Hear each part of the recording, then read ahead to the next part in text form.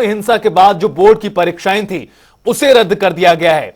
आज होने वाली 10वीं और 12वीं की परीक्षाओं को रद्द किया गया है। आज और कल ये परीक्षाएं बोर्ड की होनी थी।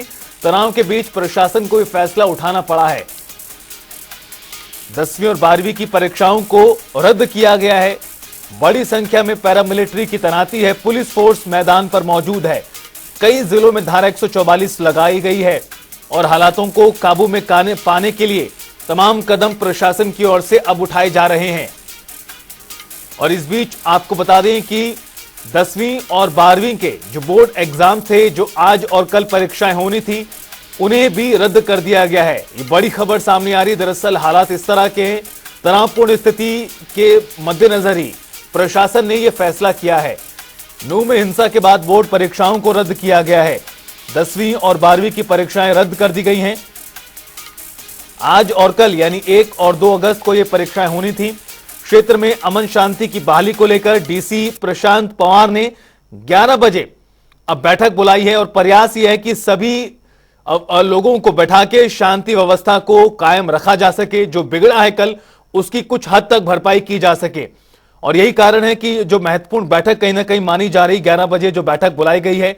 नूंह जिले की सभी सीमाओं को सील कर दिया गया है। आज और कल यानी 2 दिनों के लिए पूरी तरह से पाबंदी लगाई गई है चीजों पर, चाहे वो इंटरनेट हो, चाहे वो सीमाओं को सील करने का मुद्दा हो। हरियाणा में अब शांति हम कह रहे हैं। दरअसल इसका कारण यह है कि बड़ी संख्या में पुलिस फोर्स तैनात है, पैरामिलिट्री की तैनाती की गई है। खुद हरियाणा के गृह मंत्री अनिल विज ने शांति व्यवस्था बनाए रखने की अपील की थी। केंद्र से राहत मांगी, पैरामिलिट्री फोर्स को तैनात किया गया है। परीक्षाएं 10वीं और 12वीं की जो थी उन्हें रद्द कर दिया गया है। आज और कल ये परीक्षाएं होनी थी। और हमारे सहयोगी आकाश खुराना गुरुग्राम से और सुरेंद्र गौड़ रेवाड़ी से हमारे साथ जुड़ गए। सबसे पहले आपके पास आते हुए सुरेंद्र, जिस तरह से कल जो हिंसा बिगड़ी है उसकी जद में कई जिले आए हैं जहां पर धारा 144 लागू की गई है। रेवाड़ी में भी धारा 144 लागू की गई है। किस तरह की परिस्थितियां हैं, क्या कुछ अभी दिखाई दे रहा है? जी बिल्कुल, अगर जिले की बात में धारा 144 लगा दी गई है। पुलिस बल भी अगर कहीं कहीं देखा जाए तो पुलिस बल भी तैनात कर दिया गया। अगर बीते दिन की बात करें तो यहाँ रेवाड़ी से ही कम से 600 के आसपास का जत्था यहाँ नूंह गया था इस शोभा यात्रा में भाग लेने के लिए। और देर शाम तक काफी लोगों से संपर्क नहीं हो पा रहा था।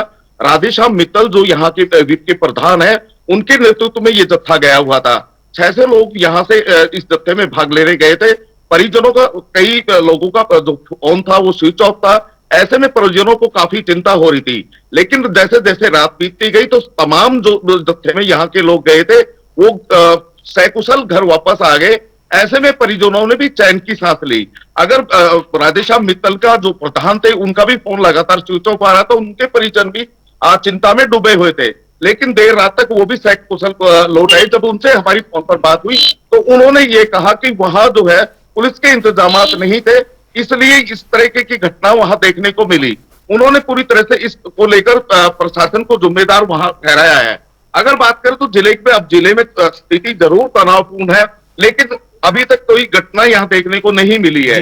अगर पुलिस की बात करें तो पुलिस चप्पे चप्पर पर पुलिस तैनात कर दी गई है। जहां जहां मुस्लिम आबादी है वहां पर भी पुलिस बल तैनात कर दी गई है। अभी तक किसी तरह की कोई हिंसा की यहाँ बात देखने को नहीं मिली है, लेकिन प्रशासन पूरी तरह से सजग जरूर है। सुरेंद्र, कुल मिलाकर स्थिति है कि प्रशासन अब किसी भी तरह की लापरवाही बरतने के मोड में नहीं है और तमाम कदम दरअसल उठाए जा रहे हैं। आकाश, मैं अब आपके पास आना चाहूंगा। गुरुग्राम में भी कहीं ना कहीं हिंसा कल देखी गई। नूंह से निकली चिंगारी ने सोना गुरुग्राम में भी असर उसका दिखाई दिया है, प्रभाव उसका पड़ा है। अब क्या स्थिति है, प्रशासन किस तरह से देख रहा है? जी बिल्कुल, फिलहाल अगर बात करें तो फिलहाल जो जिस तरीके से कल हिंसा नूंह में हुई और उसके बाद जो है वो आग कहीं ना कहीं गुरुग्राम सोना तक भी फैल गई। फिलहाल जो माहौल है वो शांतिपूर्ण है और तमाम जो फोर्स है, 15 फोर्स जो है वो पूरी मेवात में जो है तैनात की गई है। और लगातार इसको देखते हुए गुरुग्राम के जो जिला उपायुक्त हैं निशांत कुमार यादव, उन्होंने भी कल शाम में ही ऑर्डर किए कि धारा 144 गुरुग्राम में लागू कर देगी और साथ ही साथ जो जितने भी स्कूल, कॉलेज, शिक्षण संस्थान हैं उनको जो है आज के लिए छुट्टी कर दी गई। और लगातार जो यात्रा कल नूंह अलवर रोड पर के पास जब पहुंची थी तब जो है उन पर पत्थरबाजी हुई और उसके बाद से ही जो ये हिंसा है वो कहीं ना कहीं फैलते हुए गुरुग्राम के सोना तक पहुंच गई। और सोना की अगर बात करें तो सोना में जिस तरीके से तस्वीरें वायरल हुई, कहीं ना कहीं घरों की छतों से जिस तरीके से पत्थर जो है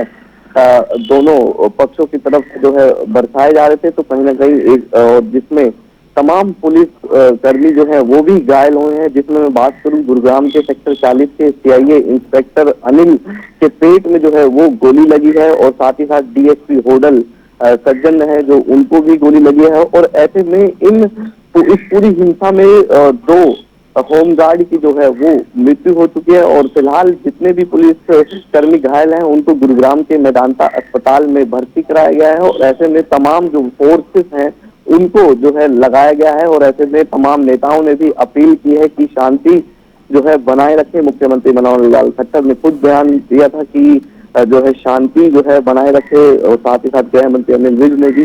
तो ऐसे में कहीं ना कहीं अभी फिलहाल जो है जो माहौल है वो शांतिपूर्वक है। और साथ ही साथ अगर कल रात की बात करें तकरीबन 7 से 8 बजे की, तो गुरुग्राम के पटौदी चौक पर कुछ लोग जो है इकट्ठा जरूर हुए थे और वो गुरुग्राम के पटौदी चौक से बसाई की तरफ जा रहे थे, लेकिन तमाम पुलिस फोर्स जो है तैनात गुरुग्राम में भी की है। तो गुरुग्राम के राजीव चौक की बात करें तो ऐसे में चप्पे चप्पे पर जो है पुलिस वो लगाई गई है और फिर वहां से उनको जो है हटाया गया था। तो कहीं ना कहीं जो हिंदू समुदाय के जो लोग हैं जो नूह में फंसे हुए थे उसको लेकर भी विरोध प्रदर्शन गुरुग्राम के राजीव चौक पर देखने को मिला था कि जो पुलिस है वो पूरी तरीके से असफल नजर आ रही है, क्योंकि जिस तरीके से हिंसा जब वहां पर हुई तो तमाम देखा जा रहा था कि वीडियो में भी कि पुलिसकर्मी भी जो है कहीं ना कहीं जान बचाकर अपने जो है भाग रहे थे, क्योंकि जिस तरीके से जो वहां पर पत्थर के साथ साथ गोलियां भी चलना जो है वो शुरू हो गई थी।